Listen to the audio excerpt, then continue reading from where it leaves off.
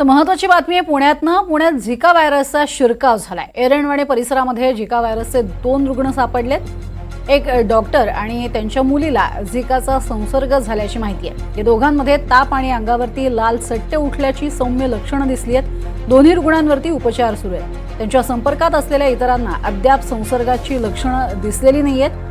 मात्र पुण्यात पहिल्यांदा झिकाच्या रुग्णांची नोंद झाली आहे। एरंडवाड्यामध्ये 46 वर्षीय डॉक्टर आणि त्यांची 15 वर्षाची मुलगी या दोघांना झिकाची लागण झाली आहे। झिकाचे दोन्ही रुग्ण यांच्यामध्ये सौम्य लक्षणं आहेत। त्यांची प्रकृती सध्या स्थिर आहे असं कळतंय। मात्र त्यांच्या संपर्कात आलेल्या व्यक्तींचीही तपासणी केली जाते। त्यासोबतच महानगरपालिकेकडून प्रतिबंधात्मक उपाययोजना हाती घेण्यात आल्या आहेत।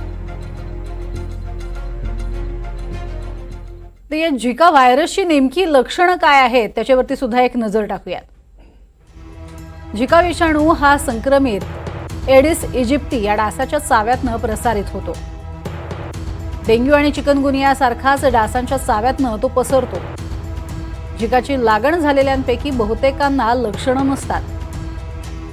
ताप, पुरळ उठणं, डोळ्याच्या बुबुळाच्या पुढील भागामध्ये दाह होणं अशी काही लक्षणं आहेत।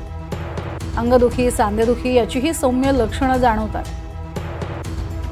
तर गर्भवती महिलांना झिकामुळे गर्भात मेंदूची साईज लहान होऊ शकते अशी ही लक्षणं सांगितली गेली आहेत।